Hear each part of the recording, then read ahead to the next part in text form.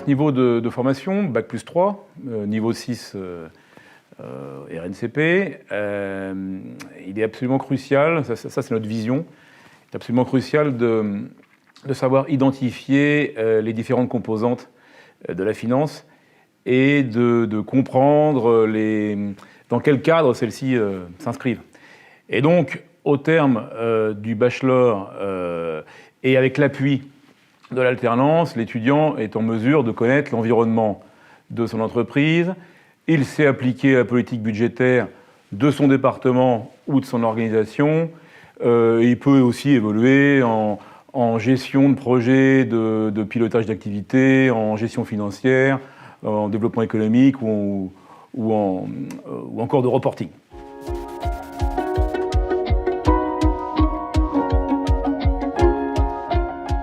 Les objectifs de la formation sont avant tout d'impliquer et de motiver l'étudiant, le stagiaire, dans les activités de son entreprise, d'impliquer les formateurs dans les acquis en compétences, d'inciter à l'auto-apprentissage, de créer une synergie entre formateurs, tuteurs en entreprise et stagiaires, et de dépasser le stade des connaissances grâce à des travaux qu'on appelle les travaux de compétences et de recherche appliquée, et aussi également une implication personnelle permettant d'acquérir du savoir-être et du savoir-faire, y compris dans les domaines quelque peu éloignés des strictes missions d'entreprise.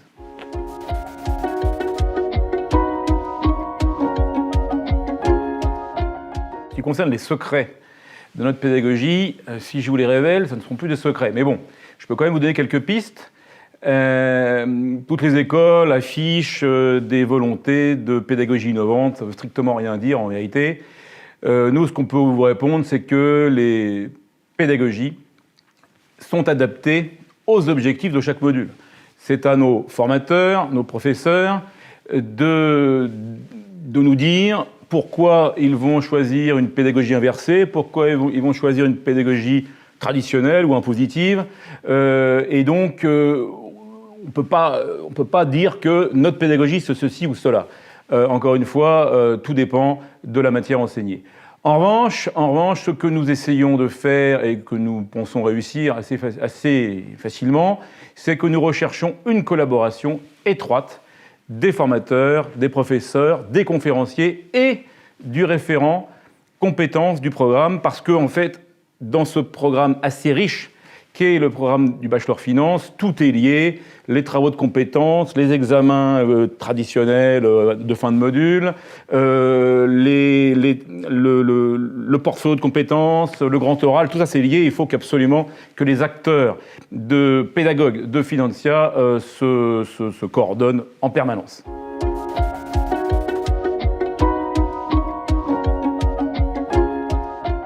Cette année, il a été décidé de supprimer le mémoire professionnel qui était exigé en fin d'année au profit d'un dossier projet débouchant sur la rédaction de 6 comptes rendus. Alors qu'est-ce que c'est qu'un compte rendu ?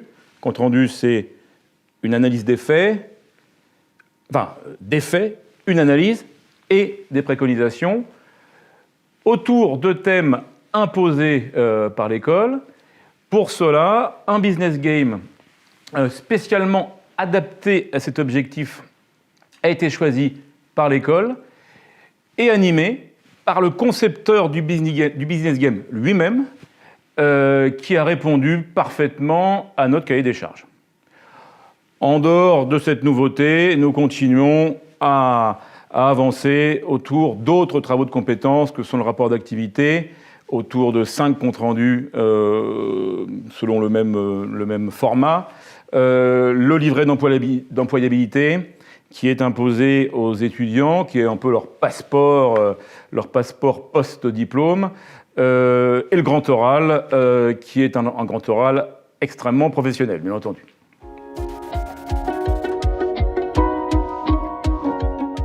Nos étudiants, dans leur majorité, choisissent principalement les filières proposées par notre école, audit et contrôle de gestion, compliance ou conformité en français, finance d'entreprise, fusion-acquisition et banque d'affaires, et gestion de patrimoine et family office.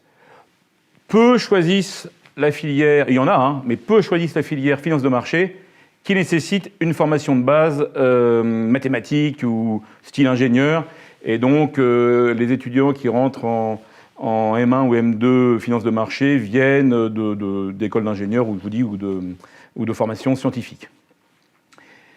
Les emplois qui sont occupés par les étudiants qui ont choisi de rentrer sur le marché du travail, alors selon l'expérience et la taille de l'entreprise, les dénominations de postes sont adjoint de direction dans les TPE ou petites PME, responsable de business unit,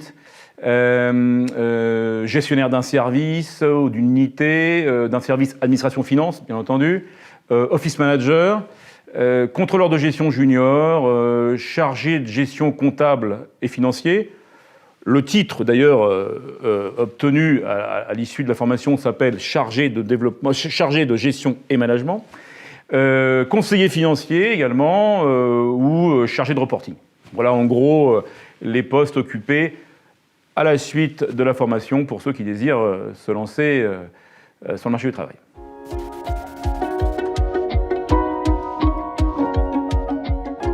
Notre programme est différent parce que, à la différence de beaucoup de programmes de niveau bachelor, nous considérons qu'il est extrêmement riche.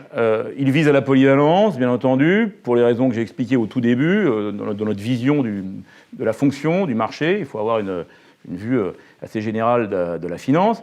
Mais tout est quand même conçu pour que on s'oriente exclusivement vers un développement des compétences. Moi, je considère qu'il y a un avant-bachelor et un après-bachelor. On demande beaucoup de travail, mais du travail néanmoins enthousiasmant la plupart du temps, à travers les travaux de compétences, comme le dossier de projet, le rapport d'activité. Tout est lié, en fait. Tout ce qu'on demande aux étudiants est toujours relié à cette exigence de validation de compétences.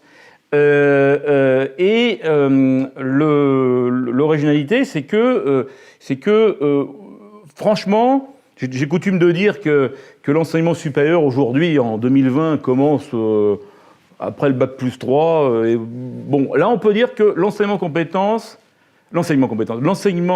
supérieur, chez nous, en tous les cas, commence après le bac plus 2. Il y a un gap entre le BTS, 62% de nos étudiants ont en poche un BTS quand ils arrivent en bachelor 3 chez nous, 6% ont un DUT, 15% ont une licence, 2.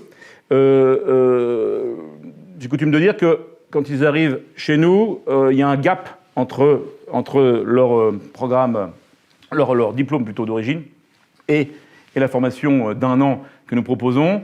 Elle est très exigeante, très complète, et elle débouche, à travers le grand oral, sur un inventaire des compétences acquises dans le cadre d'une grille d'évaluation très fournie, qui est remplie aussi bien par l'étudiant, c'est l'auto-évaluation, que par le tuteur ou les formateurs concernés par telle ou telle compétence. Donc, en résumé, notre différence, c'est le sérieux et le travail exigé à tout étudiant qui rentre dans ce bachelor finance.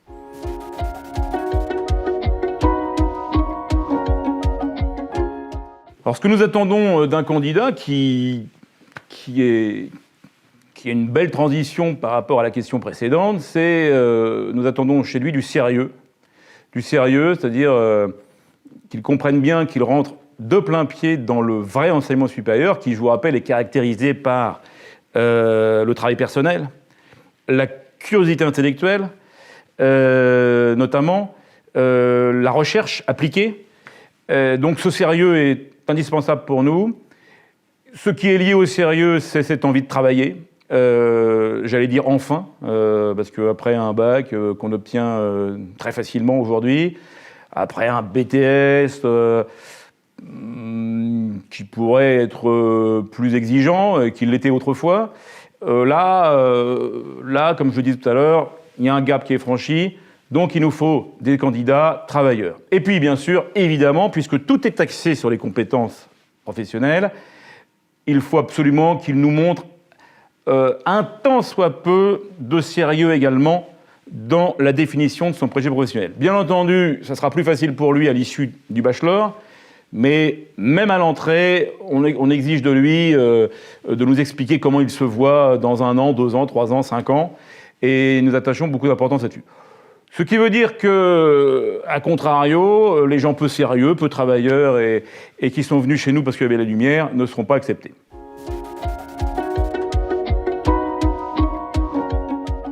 J'invite les étudiants intéressés et même passionnés par la finance à rejoindre Financia, mais avant tout à se renseigner plus avant en surfant sur notre site internet qui présente non seulement le bachelor finance, mais aussi le bachelor immobilier, mais aussi les M1 et M2 et les filières que j'ai citées tout à l'heure avec la finance de marché en plus. J'invite également les étudiants à participer à nos SPO, soirées portes ouvertes, ou JPO, journées portes ouvertes, et j'espère les retrouver à la rentrée 2021 pour continuer avec eux l'aventure financière.